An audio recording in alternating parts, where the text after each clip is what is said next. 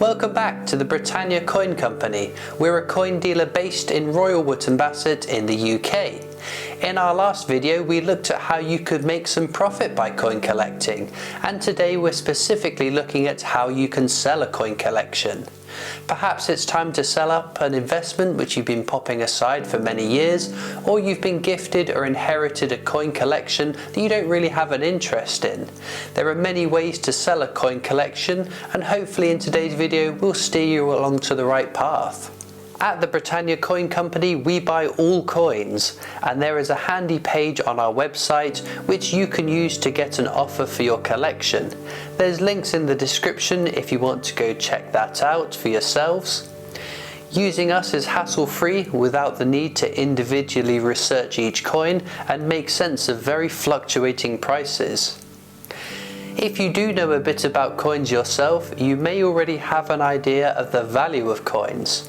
What you have to bear in mind though is that prices for some coins will have changed over the years, and you don't want to sell something for under the current market prices, but also beware of the trap of pricing an item too high and not being able to shift it. If you are new to coin collecting, or you have no interest in coins and just want to sell a collection, the advice is going to be very different depending on how much time you want to invest into the sale of a collection of coins. One pitfall we see all the time is customers contacting us with a coin that they think is worth considerable sums of money because they've seen it on an online auction site or in a newspaper listed at huge prices. I'm sure that many of you are already aware that you can list whatever you want for whatever price, but that doesn't mean that it will sell for that.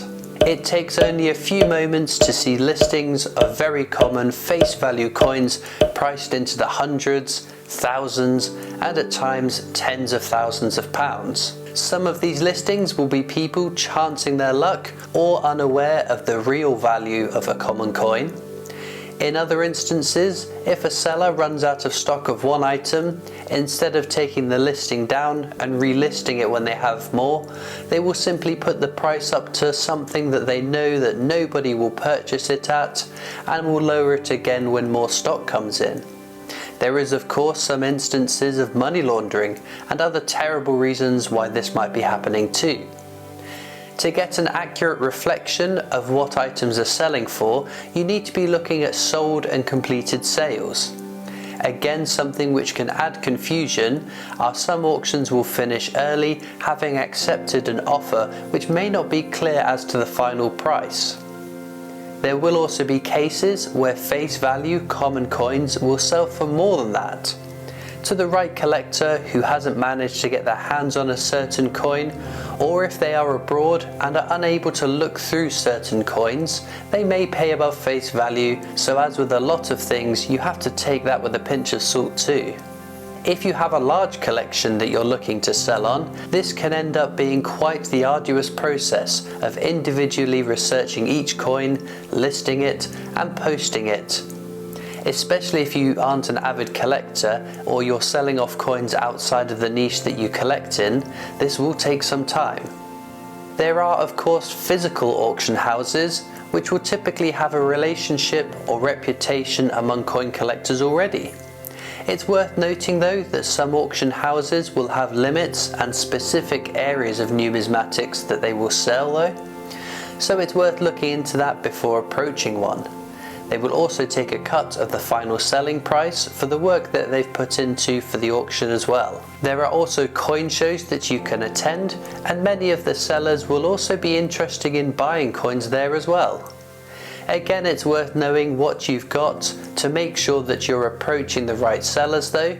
As with auction houses, some coin dealers will specialise in certain areas of numismatics rather than like ourselves who are happy to purchase all and any coins.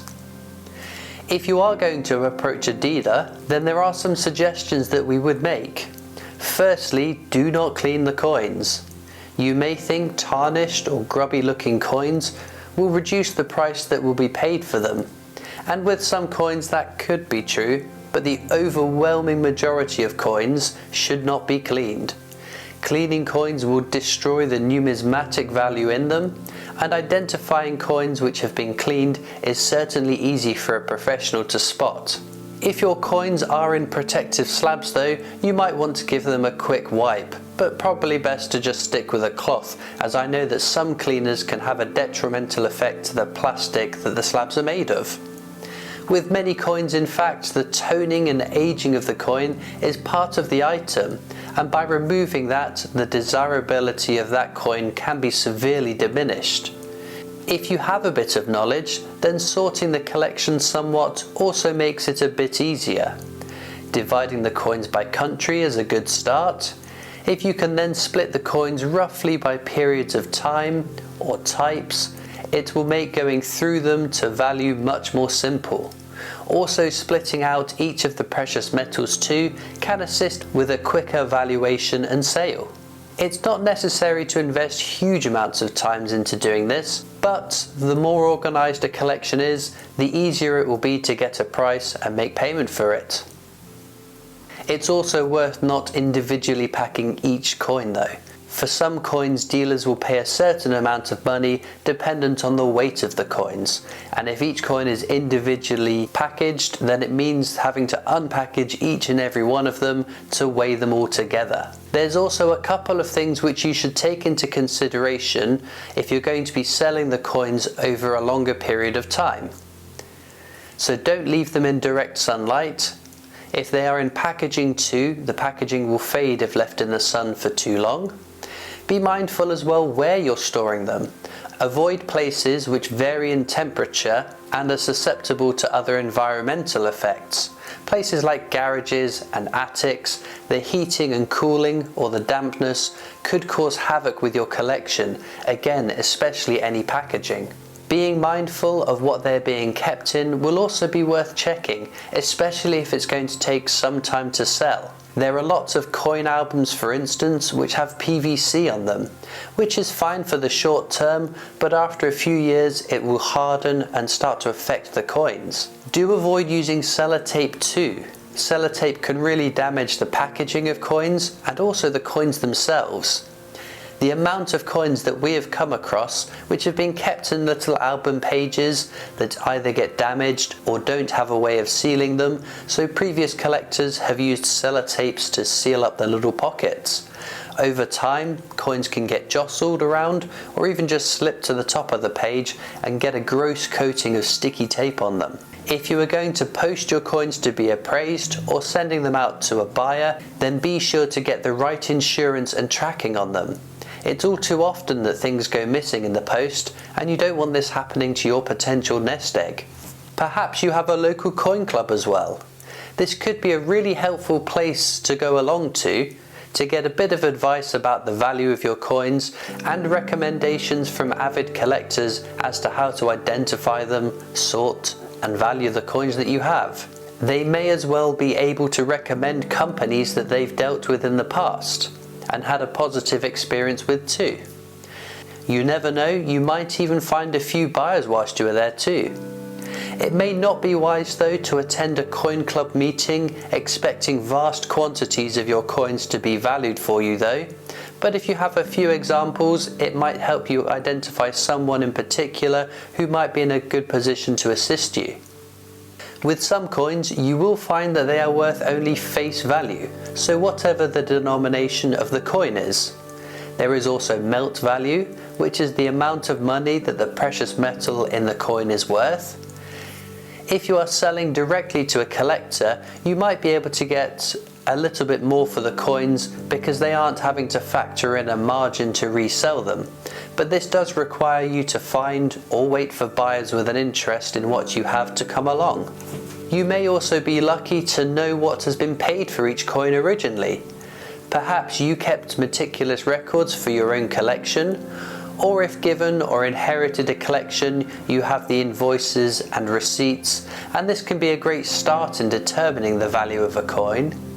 You do have to take a couple of factors into account though. Firstly, as we've mentioned, some coins may have appreciated in value over time since being originally offered, but many now retail for similar or lower prices than the original cost of them. It's not all doom and gloom though, as there are examples of coins which have gone up considerable amounts too. Again, you just need to invest the time to find that out. There are also a number of companies who will buy coins at market price and then repackage them into their own presentations and retail them at quite the markup. This can lead to some rather stark differences in terms of what it costs to buy them and what you could sell them for. Although Royal Mint packaging can be important in terms of maintaining or increasing value, if you have older coins that have been repackaged, then this might not add as much value as it's marketed at. As I've said, it all depends on how much time and energy you have into investing in researching, cataloguing, sorting a coin collection before being able to retail it at the right price. There are plenty of ways to sell a coin collection, and I hope today's video has helped you identify the path that you want to take. Do let me know in the comments though if you have any hints or tips that you've either picked up through experience or that you know. Be sure as well to subscribe to the YouTube channel. It's free to do and means you won't miss any of our future uploads. If you give the video a like as well, it helps to share the knowledge within coin collecting. You can also follow us on Facebook and Instagram. We're on Twitter and TikTok. We've got our shop and online store with links all down in the descriptions to those channels and also the related products which featured in this video. But I'll see you next time for more amazing coins from the Britannia Coin Company.